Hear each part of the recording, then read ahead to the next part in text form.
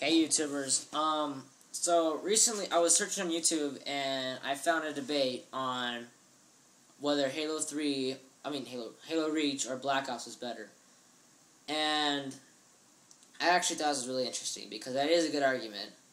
So I'm going to start off, I actually played both games and I really enjoyed both games. So I'm going to give my opinions on both of them. Okay, so Halo Reach, if you ever looked up Halo Reach, what people think of it, a lot of people criticize Halo Reach, and I mean, the game did change a lot. Like it's not like it's a secret that the game changed. The strategy based of it changed. Everything changed, but I was able to adapt. I was able to go from Halo 3 to Halo Reach. I was one of the ones who were able to adapt because I was always fairly good player. Like I'm not saying I'm the best, but I was like a really good player. So it was really easy for me to transition from Halo 3 to Reach. The people who usually cannot adapt, cannot switch over and say, oh, it's so boring, are the people who would camp with shotguns or would get the vehicle when they're playing, like, Lone Wolves or something, you know. But, yeah, but I was able to, like, it was really easy of a transition for me. And then it's become less of just a bunch of people running around the streets. It's become a little bit more strategy-based. Like, I wouldn't say it's a strategy game now, but it's become more strategy-based. Like, armor abilities, which people say that they're uneven, but that's just retarded. Anyone who actually plays the game a lot will find that they're pretty even. Like, I was surprised on how even each one was. They each have their advantages, and they each have their disadvantage. Like, you know. So, Halo Reach has done, like, so, the one I hear the most complaints about is definitely armor lock. Everyone complains about armor lock, which I don't really think it's all that good. In fact, I think it's I use it. I usually I have a system, like I'll use one and then I'll keep going down, and like if one's not working for me that day, I'll keep going down and switching. Armor lock's my third of like the 6 there are, and it's because armor lock really isn't that good. I mean, sure, it has its advantage in moments. If you get stuck and then you armor lock and you blow up a dude, but I mean, that hardly ever happens. Like, if you go on YouTube and look that up right now, you'll find a lot of videos, but trust me, it really won't happen that much during gameplay. And then, the one I actually find the cheapest is Hologram, because that one, it gets me, like, almost every time, because if someone's back's turned to you, you're not going to go start shooting them, running up to them, you're going to go for the assassination. Well, that's just me, at least. So, yeah, and then Halo Reach compared to Black Ops, the graphics are so much better than Halo Reach. It's like not even a debate. Halo Reach obviously had a lot more work done on it. That doesn't necessarily mean that it's a better game. It just means that they worked a little harder on Reach than they did on Black Ops. Come on, I mean, if you're a Black Ops fan, you disagree with me, then you're just a fanboy and you really don't look at schematics. So, okay, now I'm gonna talk about Black Ops. Black Ops, I like this game, but only for multiplayer.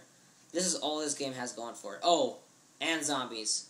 But I would consider that multiplayer too. But zombies, I would actually argue to say that some people don't even play Black Ops multiplayer and just play zombies. Because I've had nights where I've literally played maybe like 12 hours straight of just playing zombies. I know I'm a nerd, whatever, but it was ridiculous how much I played zombies. And then the multiplayer was fun, but oh my god, I have never played a game online that had so many 6-year-olds and 8-year-olds on it. And I know Halo Reach has that too, but in my experience, fucking Black Ops has had so much more. A ridiculous number of 6-year-olds who are just, nag, he's just a sucky map. Like, they ruin the game, they really do. And, like, you mute them, but, like, the essence of their annoyingness is still there, and you're kind of aggravated while playing the game. And then Black Ops has a lot of glitches, a lot of faults that haven't been fixed yet. But, you know, is what it is. Now, if we're going to compare campaigns, Halo Reach blows Black Ops out of the water. Black Ops campaign doesn't make sense. Like, I've played it 3 times, because I like playing campaigns for the storyline, and I was thinking, when I first played Black Ops, I was like, okay, maybe it's just so complex that I didn't get it my first run-through. So I played it again, I listened to everything keenly and stuff, and I got a grasp of the storyline. Like, I was like, okay, I guess that makes sense. Then I played it a third time, and it was the same.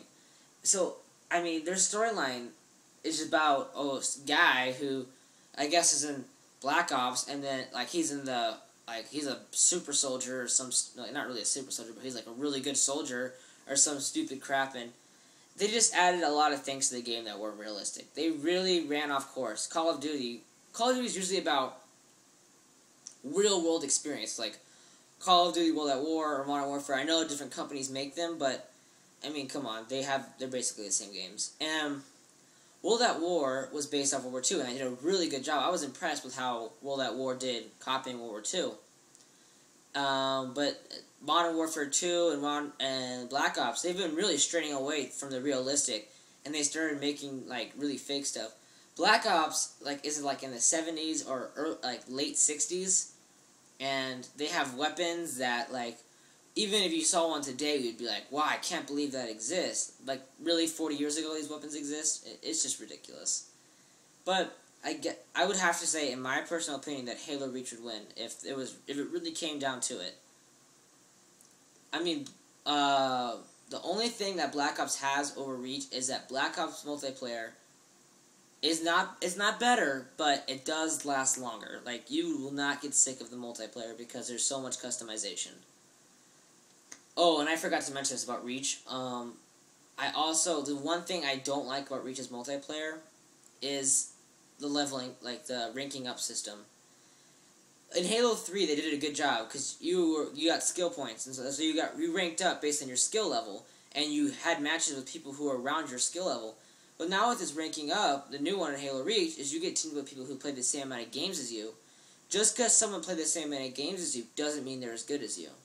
And I've been in matches where I've played Team Deathmatch or Team Slayer or whatever, and I would just be with the most retarded idiots on my team, and then I'd be fighting like a clan, and then I would be like the only one who's getting any kills, and like the only one who's actually going positive. So they need to fix that, but they won't because Bungie's done. They're done with Reach. If any more glitches get found or anything, you might as well expect the game to stay the way it is. There's no reason hoping for the game to change anymore. Because I guarantee Bungie's done. They're just like, whatever, fuck it, we're done. So, that's my review on this. But, Black Ops, I'm not saying Black Ops is bad. No one misconcept what I say. Because Black Ops is a good game. It's not bad. I just think Reach is a little bit better. And if you want like numbers, I would say Reach on a scale from 1 to 10 is probably like a 9.5, and I would give Black Ops about maybe a 7 because all they have is multiplayer. Everything else about the game is utterly underdone. It's bad. I mean, the graphics for a 2010 game, the graphics are shit. That's just how it is. The graphics are bad, and people who might argue that and be like, no, they're better, but they're bad. If you actually, like, maybe they look okay, but if you look up, like, what's it called? Whatever, like, I don't know what it's called, but there's, fuck, what am I thinking of? I don't know, but let's just go take my word on it. Halo Reach has better graphics.